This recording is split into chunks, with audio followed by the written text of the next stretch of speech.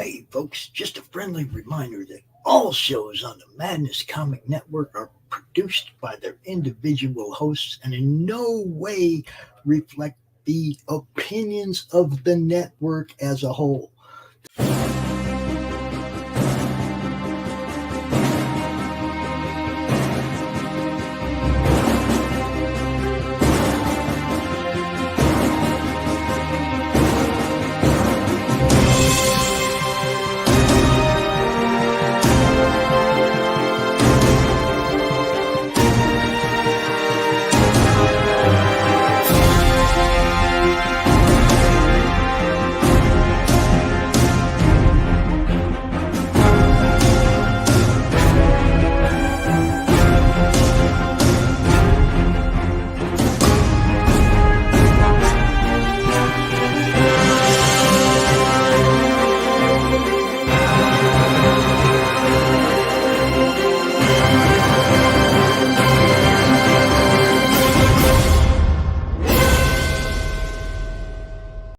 The future.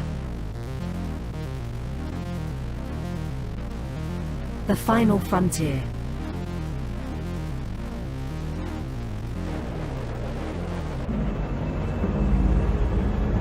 It has never been so uncertain as now.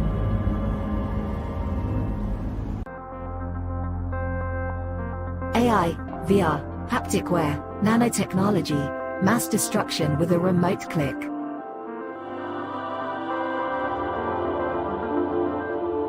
Now we are finally seeing the true potential and dangers of an ever-connected and overly policed hyper-technological world. Have we finally become the architect of our own demise?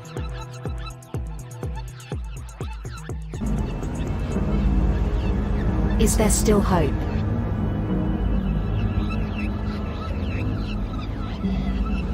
Welcome to the future.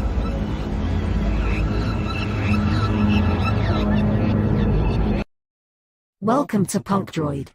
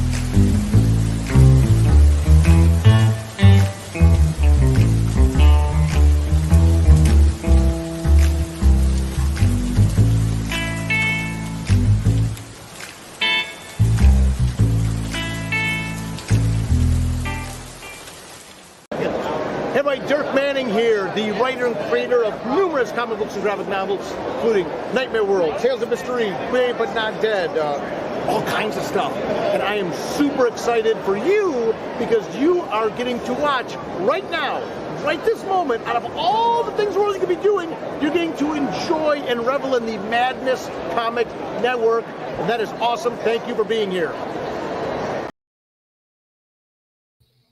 Yeah, thank you for being here. I'm going to bring in Charles. He's going to be your host until Les gets here. Les is having technical difficulties. So, y'all guys, Charles. Yes, we also have somebody else waiting in the wings, a guest today. David is his name. and he's a writer of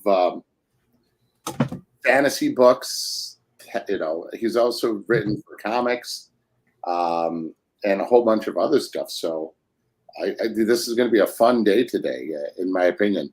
I also have a very lazy cat laying on me. That's a dead cat. Yeah, he just he just likes. That looked like a dead cat to me. Hold on, Right. look at that. You know, Okay. he's all chubby. So this will be fun. Can we bring Dave in?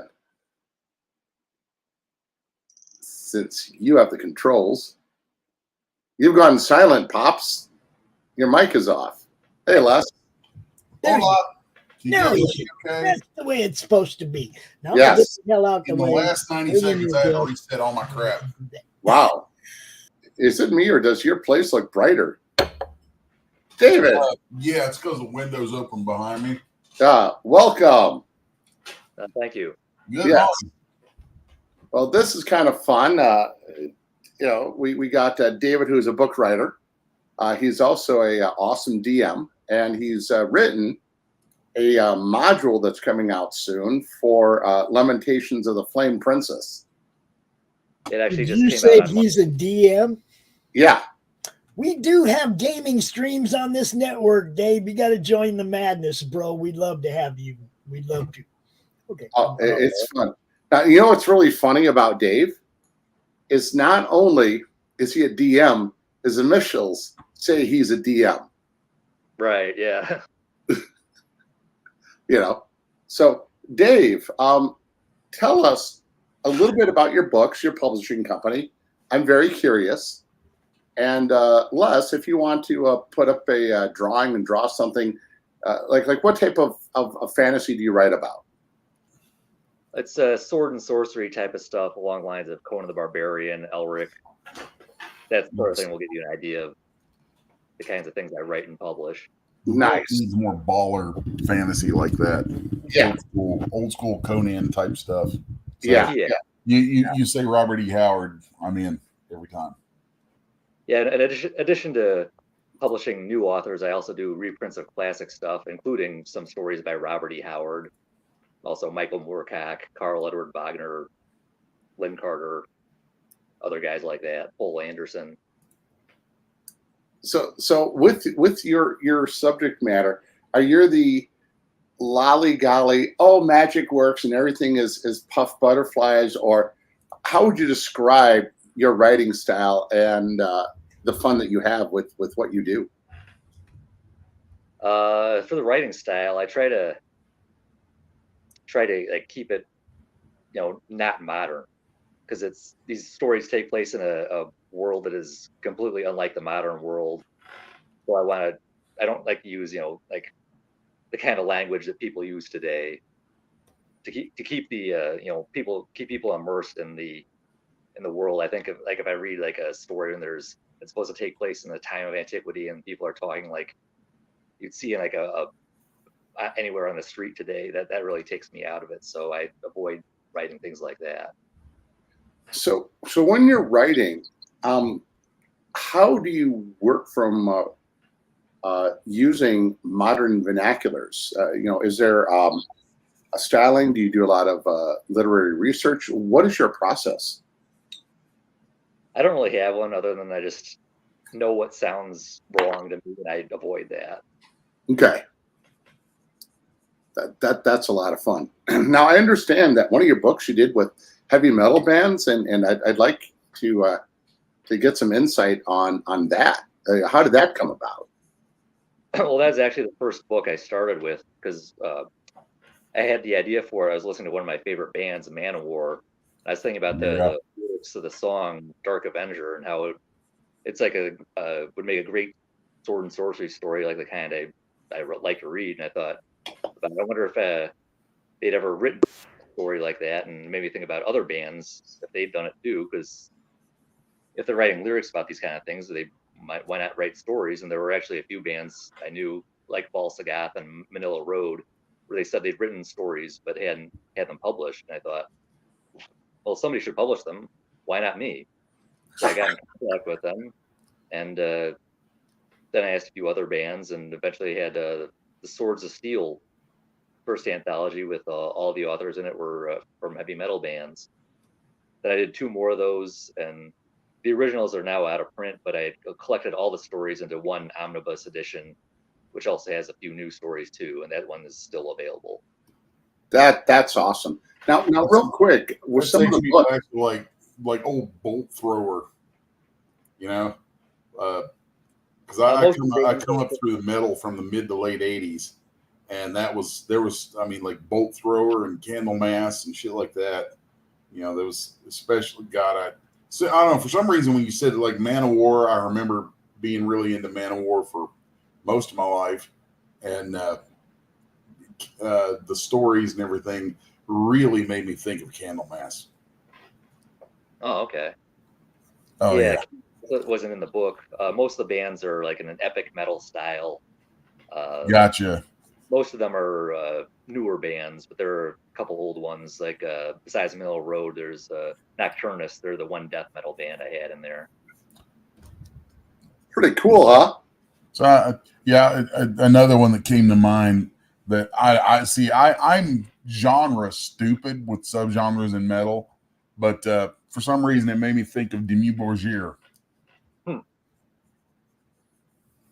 Their stuff always struck me as something that would translate to books and graphic novels and things like that really well. Yeah, that band that didn't occur to me to consider them, but I see what you mean. They could fit. There's just some. I mean, their stuff is so orchestrated and wild. Who the hell's calling me? Stop it, people. Now, Dave, do you have those books available? Can you hold it up to the camera, or? Hey, I'm going to hop off here for a second. I need to take this call. It's really important. Okay. So I'm sure you guys got it. Yeah. I don't have the books within arm's reach. If you want me to set the phone down so I can go get some. Oh yeah, why not? You know, I'll put the camera on. You got the little camera button. Just press that if you want, real quick. Okay. Okay, and then you can get some of the books, because I think it'd be really cool to see some of the covers on that. And I'd like to ask you questions about Lamentations and a whole bunch of other really cool things. Sure.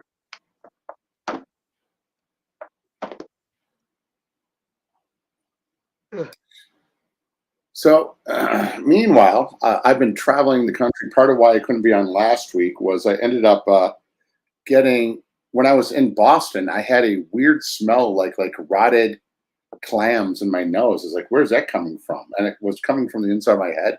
I realized, oh gosh, I've reacted to something, which I usually do in Boston, and then got very sick.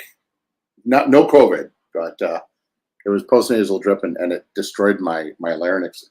And I was like this for a while. It was just terrible. So it wasn't conducive. All right, you are back, Amazing Dave. So even though that you will be backwards, look at that. That is such a cool cover. And slightly lift it up a little bit. Yeah, look at that. Wow. That is amazing. Take a look at that. Now, who are some of the bands that you worked with on this book? Well, Byron Roberts from Balsagoth is one of them. The artist who did this cover his name is Martin Hanford. He did a lot of album covers for Balsagoth. Nice. Yeah, so that's how I was able to get him. Oh shit! Sorry. Excellent. There's mass chaos going on over here. Oh my gosh, that sounds unusual for you. Okay, you don't have to hold it up if you don't want to. Well, let me show you the back cover, because this is a depiction of Mark Shelton from Manila Road, and who's also in the book. Okay, that is so cool.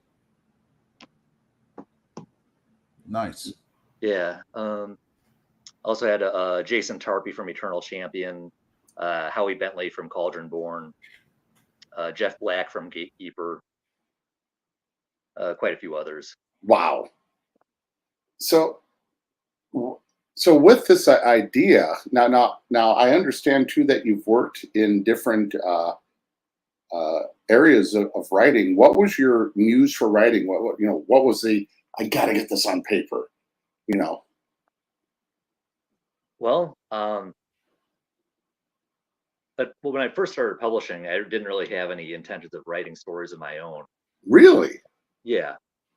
I just was going to be a publisher. And then when working on Swords of Steel, I got the story from Mike Browning of Nocturnus. And there were lots of good ideas in it, but it definitely needed some work because he's a musician. He's not, a professional writer. Right. So I had some ideas and we collaborated on that. So that was the first story I co-wrote. And then after that, I started writing stuff of my own. Wow. Okay. So what was that first main story that you co-wrote, and what was the first story that you wrote? The one I co-wrote, it's in Swords of Steel. It's called The Key, which is based on the concept album by Nocturnus that they released in 1990 about involves time travel and alien invasions and world wars and Satan. It's there's a lot in there in a very short story. So that gave me a taste for writing. And then after that, what was the first one I wrote? Yeah, let's see. It's called A Twisted Branch of Yggdrasil. And it starts with a Viking berserker who's drawn by magic into the world of Nils Turia, which is the fantasy world I invented.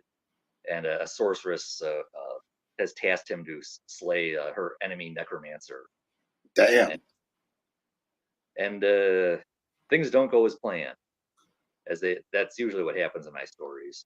Yes. See what I like about your writing is, some people use the word dark, others, use the word, like I know I'm having a hard time. I'm stumbling on the words, but I think a good way to describe your writing is that you have a lot of grit to it. That everything just doesn't work right. It's like, okay, let me shoot the sparrow out of the sky, but as you pull the arrow back, you get stung by a scorpion, and then as the arrow's moving, a large gust of wind hits, and an eagle flies down and it grabs the sparrow and takes it away. The type of stuff. It almost seems like normal bad luck and Murphy's luck and pain in the ass stuff types happens, but they got to work for their success instead of like, I deserve it. Where's my success? Come on. Well, it's just like in real life. If you want success, you got to struggle for it. Yeah. Hey, Geekman, hello, and whatnot. I'll try to look to see if there's any questions from the audience also. Now, okay. I understand that you also worked with comics as well. No, I have not. Or did you edit? So for some reason, I had maybe I was mistaken. You had something to do with what is it, Knights of the Round Table or? Oh, Knights of the Dinner Table. Oh, Knights of the Dinner Table. Yeah. What did you do with that? I was just an intern there. I wasn't involved in the writing or anything. Oh, okay. That was long ago. Still, that's cool. Oh yeah. How did that come about? Oh, I think it's cool. Oh, it was. It's one of the most fun jobs I ever had. I just saw they just had an ad in their magazine, said they needed an intern. I thought, yeah, I'd like to do that, and so I got hired. And it was, there's nothing glamorous, but some of the stuff was like, a lot of like proofreading or, basic tasks like that. One of the fun things was they were turning the Knights of the Dinner Table comic into the Hackmaster role-playing game. And so what I had to do is I had to go through all the issues of the comic and make notes of every time there was a magical item referenced, so they could put that in the game. Wow! So one thing that I also got is that you're very good at hunting and finding and very detail oriented. Or is that a misnomer on my end? No, I'd say so. That's seems accurate. Okay, cool.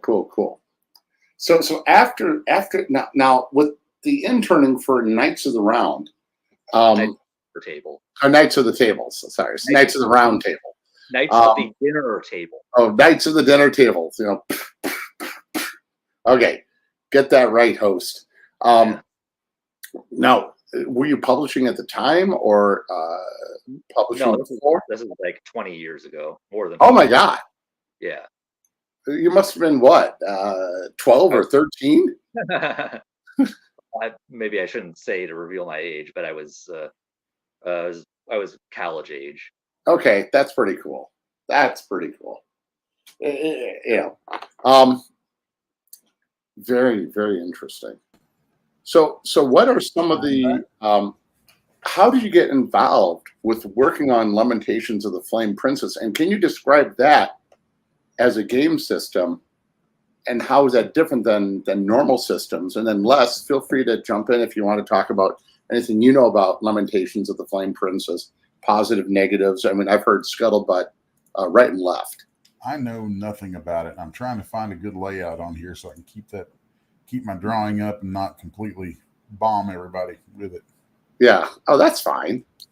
I know nothing about it because I know nothing about most things going on out there because I'm usually too damn busy drawing stuff. Yeah. Which, yeah, that's like a thing. Like, I'm actually starting to wonder if I'm going to be able to keep doing the stream. I'm actually seriously considering, Charles, if you want to take it, handing it off to you, because every time I get on here, it seems like I end up having to step away for something, or there's some crap happening. Right. It's just, you know, like there's a lot of crap going on that's yeah, I understand, hard to deal with. So yeah. But to get back to Dave, so Dave, talk to us about Lamentations. Yep. Okay. Lamentations of the Flame Princess. It's an RPG. Rules wise, it's very similar to basic D&D from the early 80s, but the vibe of it is different. It's more like a weird, dark horror kind of thing. Some people describe it as like more of a Call of Cthulhu meets D&D, or like, wow. My particular adventure that was just released 2 days ago, called Lair of the Brain Eaters. That's more of like a sword and sorcery fantasy type of thing. It's actually based on a short story I wrote of the same name. And how I got in touch with them is, originally, before LOTFP was a role-playing game, it was a heavy metal magazine back in the late 90s, early 2000s. And I was a big fan of that. I have every issue. And he stopped doing that and then switched to role-playing games. And you kept the name, but that was he had some success with a lot more success with that as an RPG and as a metal zine. So when I decided I wanted to get back into role-playing games, that was the obvious choice. And I submitted him the adventure, and he liked it. And we made some modifications, and now it's out. Wow. Can you give a seller's breakdown on what the adventure is? You know, like the pitch to without giving away too much, to entice us to run out and get it. Yeah. And how would you adapt it to a 5e, if that's even possible? Well, I've never read a 5e rule book, so I don't know how to adapt it, but I'm sure it's possible with enough work. For the adventure itself, there's a cult located in the crypts and labyrinths beneath the necropolis of Desazu, and they abduct people and force them into their cult and make them eat brains. And so have a lot of, like, since they're by a graveyard, they have to dig up bodies to eat those brains, and the party of adventurers is tasked with going in there and putting an end to this cult. That's pretty cool. Yeah, the game that Dave ran recently, we were basically getting destroyed by giant rabbits and a giant rat. Oh yeah. And what's so much fun is with this game system, the combat is, what is it? It's a 20. Okay, skills are the 6-sided die, and combat is a 20-sided die. Or how would you describe some of the mechanics for combat and doing things? Well, combat is pretty much the same throughout all D&D editions. You roll a die and try to hit the armor class. The skill system is a bit different. That's unique to LOTFP, and it's mostly for the specialist class, which in other games would be called a thief or a rogue. And for that, it's based on a 6-sided die. You have a certain number of points you can put into your skills, and you got to roll. If you have 3 points in your, search skill, you got to roll 3 or less on a d6. Yeah. So right now we're all low level, and so a lot of our skills are just 1 pip. My character has 2 pips, so it's like, oh boy, and it's so hard to like succeed with little BS stuff, and a lot of people get frustrated about it, but I love it because it feels more like real life, like a high school trying to write a story compared to a post-college kid, and then a pro like you'd have 6-sided dice for writing. I might have 4 dice or 4 points, and then kid down the street might have 1 or 2 points on that. Mm-hmm. Now now I noticed that you I know Dave, and we've also role played together. We have this small group, which is kind of fun. A couple of police officers, which is hysterical. And then there's Dave and I, the outsider. Sometimes I'm wondering if they think that there's a secret plot that they're putting together a big case for. It's like, wait, let's infiltrate some D&D groups and see what's going on. We're police. But what is it about DMing, and how did you get involved with it? Well, I first started playing D&D back when I was like 13, and back then I didn't really have any interest in DMing.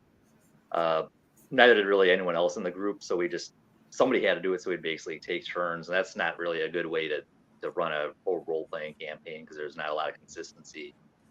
And then for a long time, I lost interest in RPGs, and then all of a sudden it came back a couple of years ago, and I figured, if somebody's going to run the game, it's got to be me. And I've already got a setting for it with all the stories I've written and the background for that, so that's what I've been using. And so I just try to run the game that way. I'd always wanted to do like an old school D&D campaign. Now the Comic Pod Network would love to see us down the line, maybe live stream a RPG session. But can you talk about some of the artists that you've used for your covers, and if you're able to show other covers, other books? Like, you even have a controversial one with a lion for some reason. Oh, yeah. That one, that's for an anthology called Die by the Sword. It was the artwork was by John Pound, who is best known as the creator of the Garbage Pail Kids, which I was a fan of when I was a kid. That was a piece of artwork he did like in 1980 with there's a warrior with a lion's head and a sword, and there's like a topless woman handing him the sword. It's some of the symbols on the sword and shield he had were some people would be upset about them today, and so we had to edit some of those out. Oh, that's annoying. Do you have a copy of that cover you could show? Yeah, hold on a second. All right. Excellent. Yeah, see, what's really I find fascinating, and part of why I have Dave here is, there's a lot of different aspects to comic books. And the one that many people forget is the writing. Without the writing, what does the artist have to go by? Now, the artist is a writer for himself. Right. Well, that's what I was about to say. Unless if you're unique and you have those writing skills, there are a lot of artists who I've dealt with who don't have creativity, as in creating a character or creating a story. They just something's missing. But then, all right, we got Dave back. Let's see this. This is going to be so cool.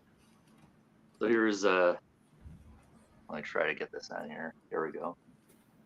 Yeah, Die by the Sword. Look at that. And you can see the topless wound there. Nobody really complained about that. Well, one person did. Yeah. But the symbol on the shield, there's an iron cross and an eagle.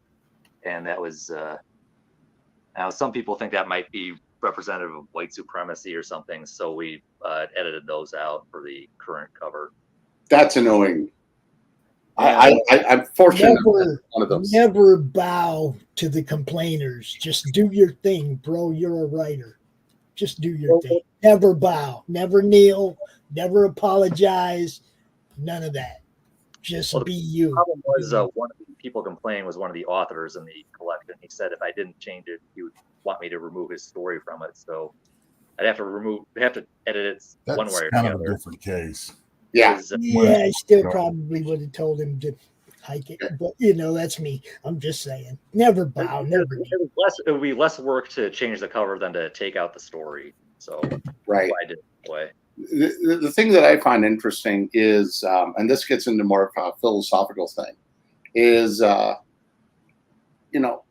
sometimes we have ideologies within, and the ideologies from within will control our behavior, and thus you have guilt, and you might not do something because you feel guilty about it. But with the current society, they've worked to remove guilt, and the only stopgap is, quote, shame. So all this group of people will work together and say, hey, we're going to shame you to behave this way. But if you have guilt, that conflicts with shame, saying, no, I already have these set of values. And what you're doing is telling me that my internal values are wrong, or you're a bit too restrictive with your values. So then there may be pushback, and then all of a sudden, boom, you start to get a shameless society of one group who's saying, hey, let's all gang up on this one individual.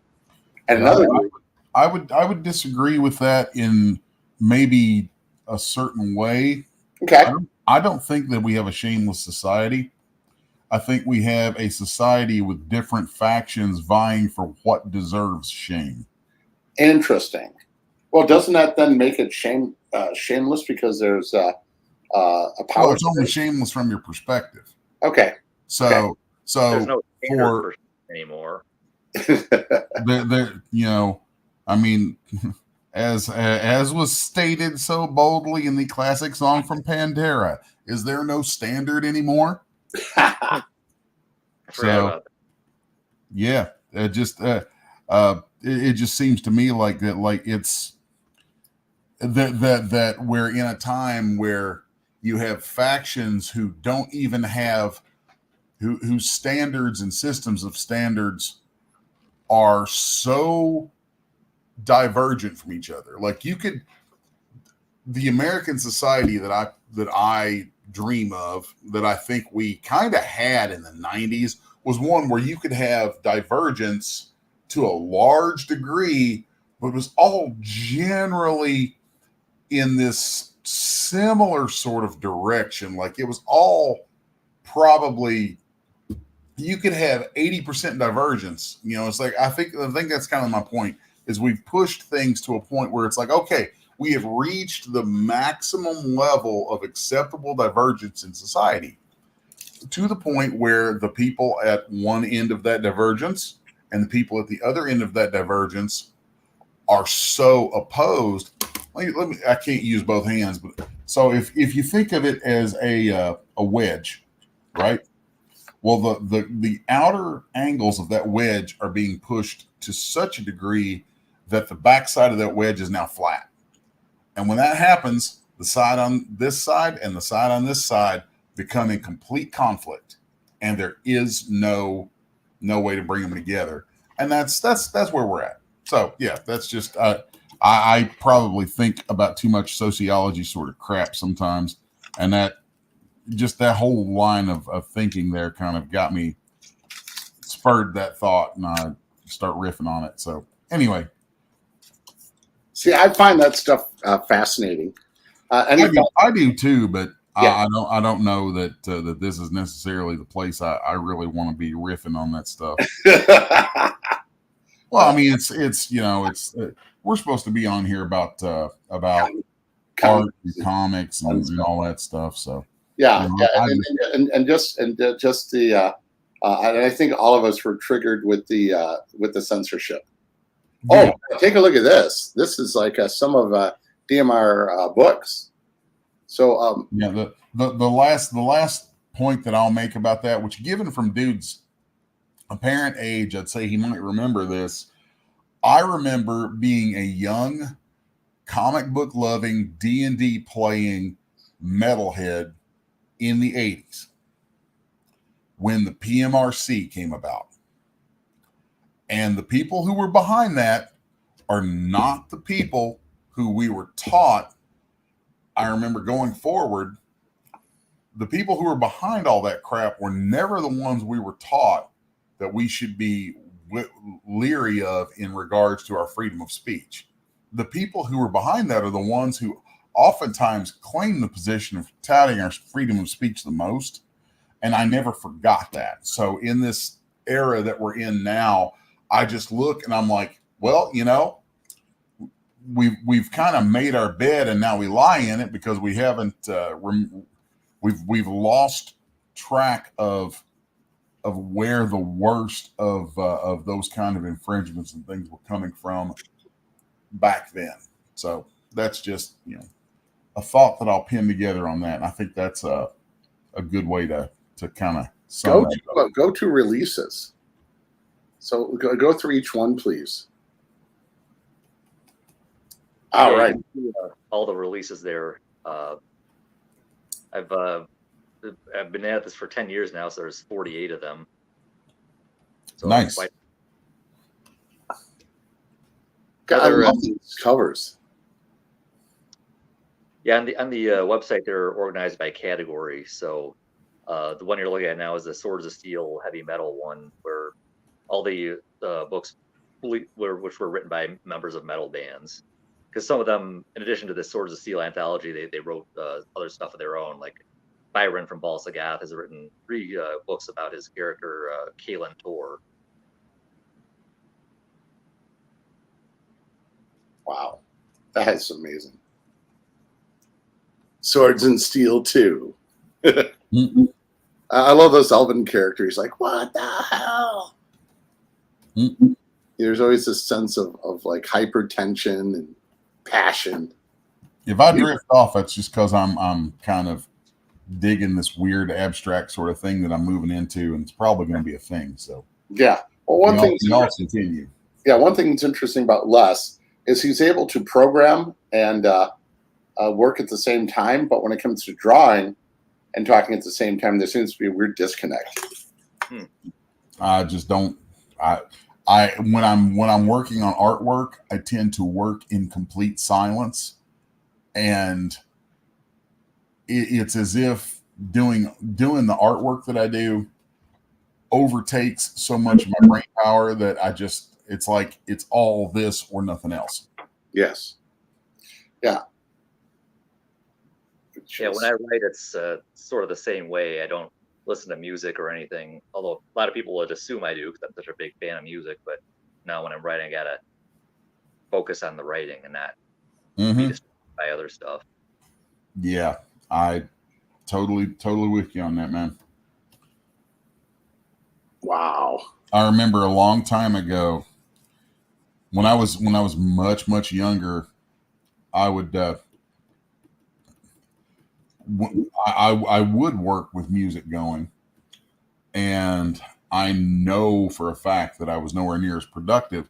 And what caused me to consider dialing back the distractions was a book from can't remember the guy's name, but he was the animation director on he was the lead animator and animation director on Roger Rabbit. Something Williams was his name. And he wrote a book that was called The Bible of Animation, and the entire book is hand drawn. That's great. And all like the whole it's really, the book is actually just a great work of art in and of itself. But in it, there's a section where he talks about a student of his once asked him what kind of music he liked to listen to while he was working. And apparently, or it was somebody who was working with him, was like an intern or an apprentice or something. And apparently he shouted, he got grumpy and shouted back with him. He's like, music? What do you mean music? This shit is so damn difficult. It takes all my fucking thought to do it. How can I possibly listen to something while I'm doing this? He's like, are you freaking crazy? Now leave me alone so I can work. And it was in the book kind of like that. And I remember reading that back when I was doing a lot of animation work. And I was like, huh, that makes sense. And so I just gave it a try, like just killing the distractions. And I would say I increased my overall productivity by a good 300%. Wow. So I was like, oh, well, yeah. I mean, because I'm very metrics oriented. I'm always looking at what I can do, how much I can do, and gauging the metrics of what I'm accomplishing. And when I saw those actual metrics, you know, in my notes and things, I was just like, oh, okay. So the moral of this story is leave me the hell alone. Yeah, I get interrupted every 10 to 15 minutes, so it's very difficult to get our work done in my house. Oh yeah, yeah. Your lifestyle there at home would, I would have probably. Well, I can't say anything I would have done in that case other than, well, probably. Yeah. I'd probably live under a bridge first. Yeah. But now the convention schedule. Let's check that out. There's not too many on the schedule right now, but there's a few coming up. All right, so all of these are local ones, which will be nice. Yeah, I think the next one is Anime Midwest, which is the 4th of July weekend in Rosemont, Illinois. Now, probably one of the biggest conventions I've been to so far, so we'll see how that goes. And I'm excited because I'm going to be doing a live reading of one of my stories at a panel there, so that'll be excellent. That's cool. Now, I'm very naive when it comes to metal music, but Les has some more information. Can you take over a little bit and ask him about what he likes about metal and things like that? Well, asking somebody what do you like about metal is like asking somebody what do you like about chocolate ice cream when you're looking at Baskin Robbins and a whole wall of flavors. So, or when you're eating vanilla vanilla bean ice cream, looking at a hot babe in Doozy Duke shorts. Oh God, I don't know. so that a hot babe in Daisy Duke shorts is eating the ice cream. What like on the music side, man, what kind of stuff did you come up with? Like what was your gateway into the heavier into music?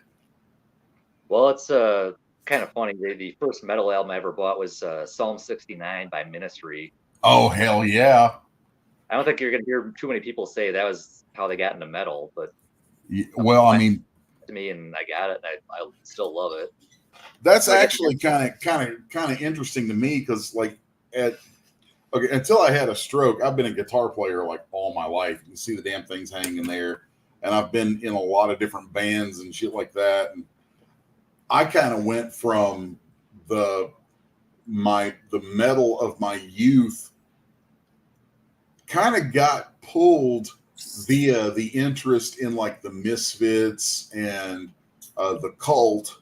Like I drifted toward the gothier end of metal by the late 80s, which then took me deeper into like punk and post-punk and eventually like Sisters of Mercy and Einsters and Neubauten, stuff like that, like all the wild like industrial stuff, industrial metal, industrial goth stuff. You know, Nine Inch Nails, KMFDM.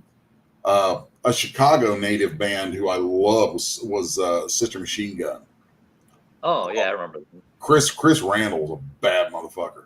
That guy, like I think one of the 2 times I was ever in Chicago before I met Charles was actually to go up there and see Sister Machine Gun play at this tiny ass little club. It was a hoot. But so you know, when you say Ministry Psalm 69, I'm like, oh, dude, you started out right where I kind of ended up, and I didn't really find my way back to more traditional metal until probably the 2010s.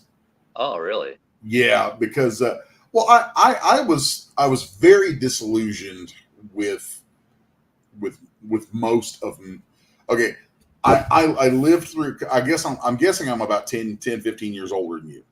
Probably, yeah. So like my formative years were suffering through the days of hair metal. Yeah. And there's so much attached to that in the history of the music that is just crazy to me sometimes to look back on. There are bands who I love who some people call hair metal, and I'm like, no, that was not hair metal. That was their marketing and producers forcing them to do this to try and sell more albums. Like The Cult. I love The Cult. Oh yeah. And they had, you know, they had a period there where they were getting booed off stages opening for Metallica. And I'm like, why are you people booing The Cult? They're like heavy as hell. There's, you know, I mean, they started out, their original name was Southern Death Cult. Oh, that's awesome. So, you know, The Cult, Danzig. I always loved that sludgy, bluesy stuff. You familiar with a band called St. Vitus? Yeah. I haven't heard much, but I know who they are. That kind of stuff was really, I love that shit. So, and then of course, you know, with Nine Inch Nails kind of changed it for everybody. Nine Inch Nails and Ministry specifically. So, and you like Psalm 69, I was like, I fell in love with Ministry. If you went back and listened to let's see, I'm trying to remember the albums. There was The Mind is a Terrible Thing to Taste. That was great. But have you ever listened to the first Ministry album? Oh yeah. Oh God. I mean, when I heard it, I was like, I'm going to pretend I didn't hear that. I like love the song "Every Day Is Halloween." Mm-hmm. I openly confess, I'm like, okay, that song's actually really good in spite of how terrible it sounds. I mean, because I just like the lyrics, and I've gotten to see Ministry a bunch of times through the years, and at some of the shows I've seen, he still performed that song, but in the style that he does now. And dude, updated was like, thanks, Al. Have you gone to a lot of band showings? Me? Yeah. I've been to plenty of concerts. The last time I saw Ministry, they did an acoustic version of Every Day is Halloween. Oh, that would be so... The idea of an acoustic anything from Ministry is weird as hell to me. Yeah. It was unexpected. I actually played that song in my cockpit when they used to have a BattleTech, and you could go in the giant robots and blow each other up. So just imagine you're in a robot and you're hearing dun dun dun dun dun dun dun dun dun dun dun dun. So it's not marching along and you know, it was just great blowing up everybody else. And then somebody was like, "What are you listening to?" And I told them, and then they all started trying it out, and it just seemed to make the BattleTech experience even more cool because the cadence of the weird click popping in the background worked perfect with the robots were walking. We would try to walk and sing to the music. The BattleTech music that I would pull up would be something like Fear Factory. Oh, that would be neat. Yeah, some Fear Factory. I remember in the late 90s, I fronted an industrial metal band, and we would hang out in the studio sometimes. We had my best friend at the time was a producer of this thing, and he had a pretty nice studio, and we would hang out there and do sessions and whatever. And then afterwards, because his studio had more computers in it than anybody else we knew, we would co-opt all the studio computers to go LAN gaming Doom or Quake or Unreal. Oh my God. Be blaring Fear Factory while we were doing it, early Fear Factory. So that's good shit, man. But now you're the stuff you're doing with the books and all that is more on the, would you like, when I think of storytelling in metal, I think of power metal. I think of the long line, the long lineage that comes from, I would say, really owes their background to Iron Maiden. Oh yeah. I mean, the bands I've worked with are highly influenced by Iron Maiden. Yeah. Like I think one that comes to mind for me nowadays is maybe Powerwolf. Oh, okay. Yeah. So, but then there's, God, dude, there's so much stuff you can get into with different genres of metal. So, what's amazing. I'm curious what your, like who all do you work with? I know you mentioned, see. Yeah. Can you pull up that, what part again, of the other authors in showing some of the heavy metal people? Yeah. Let me look back through that because I was doodling while you were doing that. So yeah, Pops, can you pull that back up? I don't see it in the background here for me to pull up. Oh yeah, it was Pops who did that. Who was switching, I think. Yeah. Do you still have that shared? Well, that was Pops doing that. I can try to find a way to share it. But hold on.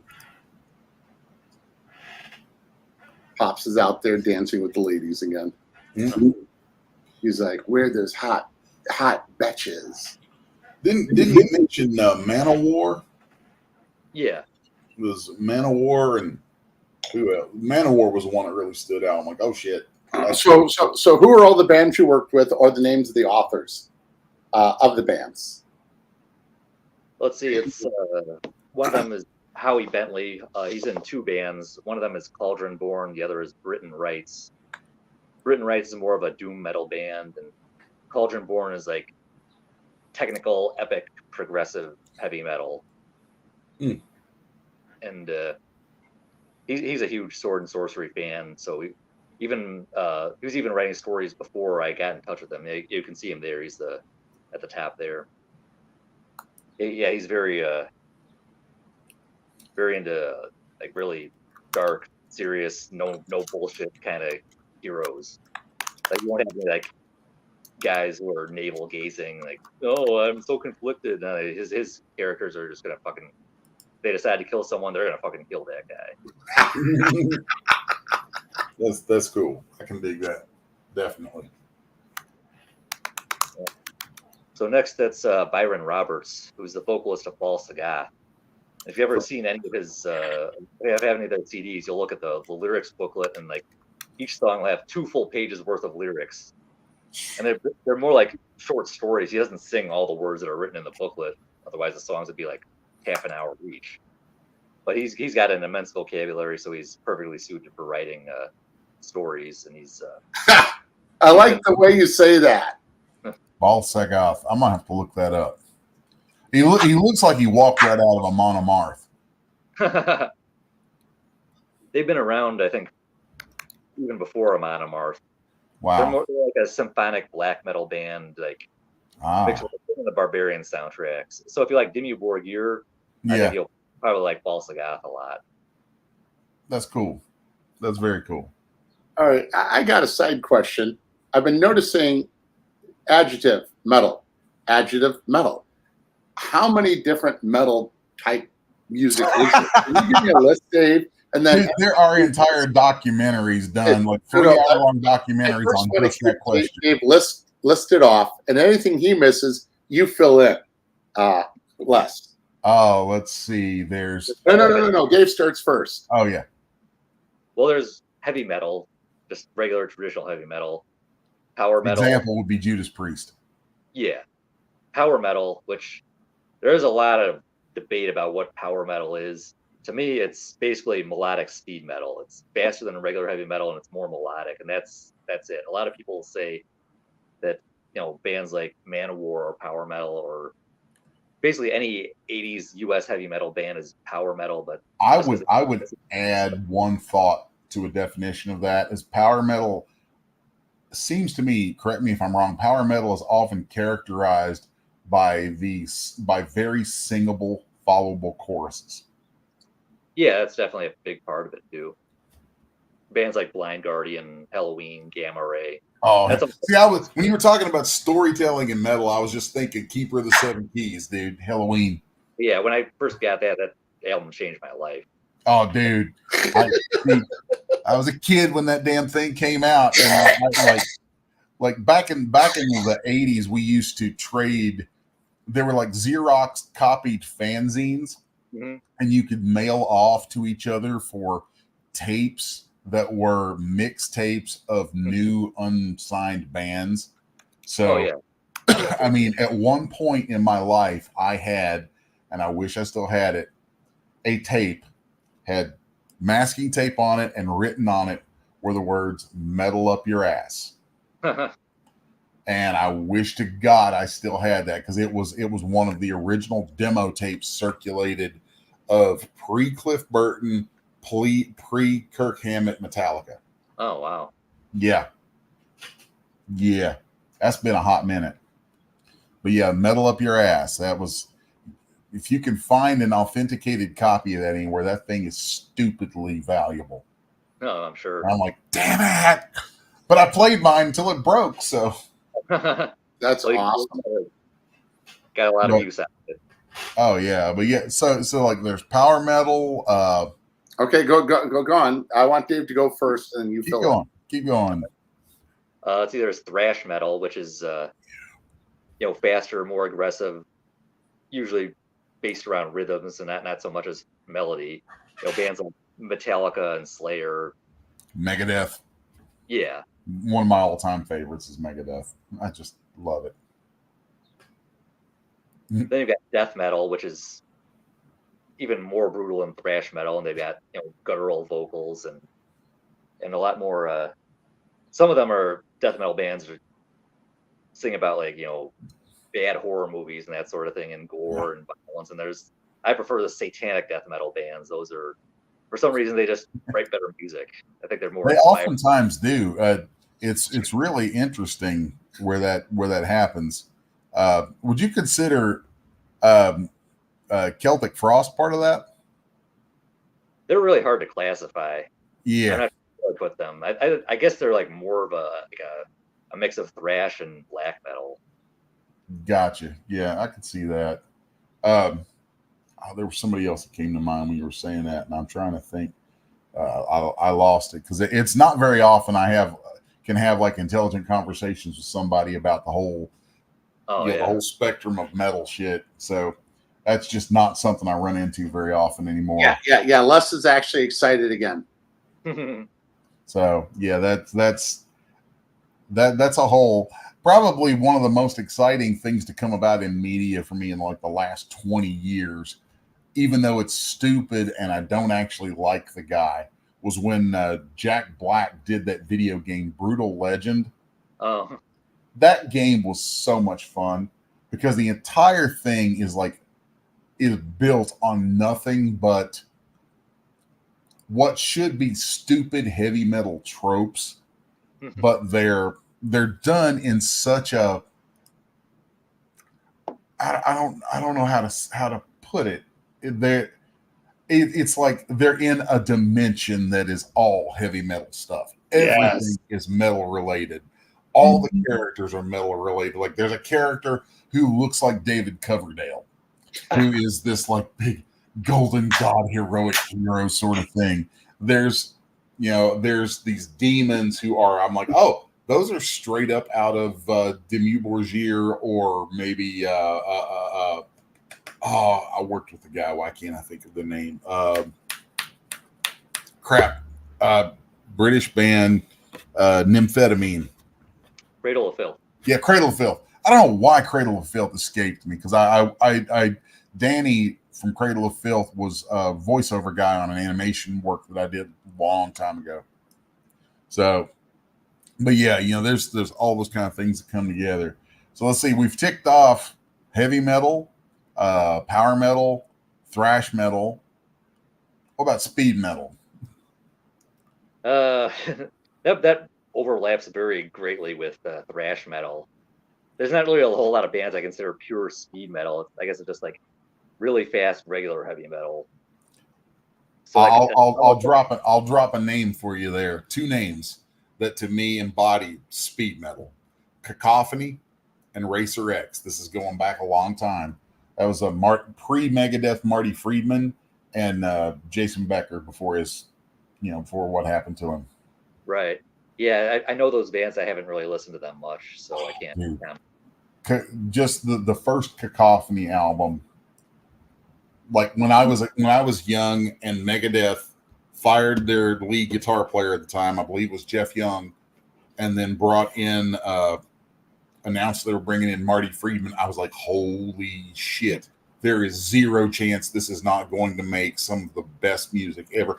And out of that came Rust in Peace and Countdown to Extinction, arguably two of the best metal albums ever made. They're just beloved. And I'm like, yeah, you can thank Marty Friedman for that. Let's see. There's power metal, thrash metal, speed metal. Yeah, continue, Dave. Oh, yeah. We got to death metal. There's also black metal, which was originally they just used that term for any band that had satanic lyrics, but eventually it became its own separate genre of a lot of shrieking vocals and tremolo picking and blast beats, and it's with unusual song structures and almost like a hypnotic pattern to some of the songs. It's more about having a terrifying atmosphere than see, I've noticed the whole black metal thing has like evolved wildly over the past few decades. Yeah, originally it was very minimalistic, and then it became there's a lot of extravagant bands now. Yeah, so like now I'm seeing what I think is a lot of being the old guy in the room. A lot of times, it's like I'll hear something and somebody will say it's black metal, and I'll be like, "Isn't that symphonic metal?" Or conversely, they'll say something is symphonic metal, and I'll be like, "But that sounds like black metal." And it's like between like symphonic, black metal, some doom metal. There's like a lot of times, one of the reasons I think it's hard for people even inside the metal world to get a grip on it is because it seems to me like there's a lot of overlap in all of these. Yeah. And my suggestion for the uninitiated into the world of metal is when you hear all these subgenres, don't think of them as like hard subgenres. Think of them as like flavors. You may have a little symphonic metal with a dash of death metal and maybe a touch of doom metal. It's like not doom metal. Oh my god. I love that shit, man. I'm checking out your shirt too. I'm like, what is that on his shirt? Oh, Running Wild? Yeah. Oh yeah, they're a German power metal band. They've been around just as long as Halloween. Oh jeez. Right? They're they have a lot of their songs have a pirate theme. That's kind of what they're known for now. Oh god, and that brings us to another metal genre. Pirate metal. Yeah, I'm not really sure if that's a real genre or if it's just a few bands with pirate gimmicks, but before all of them, that's for sure. Like Ailstorm. Yeah. Ailstorm are hilarious. What was that? What is that band's name? I'm thinking of called Windrose. Oh yeah, they're like that song "Diggy Diggy Hole." Yeah, it's the stupidest damn thing ever. But every once in a while, I just have to pull it up and watch the video to Diggy Diggy Hole. because it's hilarious. This whole band dress as like Dwarves. Warhammer or Warcraft dwarves. And their whole deal is this kind of cosplay level sort of thing. And it's just, it's another beast. It's just a thing. Yeah, I think one of the things that pulled me deeper and deeper into different genres of metal when I was young was actually the album art. Because in Spain, just like Manowar, I don't know who the hell did their album art. But Ken Kelly did most of it. Who was that? Ken Kelly. Ken Kelly. Okay. Ken Kelly, didn't he do a lot for Megadeth? No, but he did some albums for Kiss and Rainbow. Okay. That's where it's. Yeah. He also did book covers for Robert E. Howard. Yeah, see, that's the thing is that, like, when I think of Manowar, I'm like, didn't they use artwork from Frank Frazetta? But I know that they didn't. So Ken Kelly was actually Frank Frazetta's nephew. That's funny. Yeah. I had no idea because I'm a stupid Frank Frazetta nut. Oh, yeah, I adore Frank Frazetta. So, and you know, Frazetta. When I was in the middle of having a double stroke 15, 16 months ago, and I was being taken into the hospital, I remember thinking and telling people, I'm like, well, one of my all-time favorite artists did some of his best work on the other side of having had a stroke. So I'm like, fine. So we'll have some of this. Let's do this shit. That's amazing. Well, guys, I actually have another podcast I need to get on to at 11.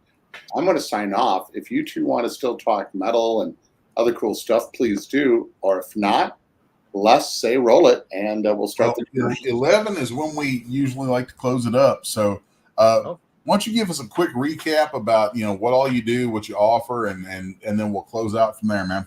Yes, sir. sure.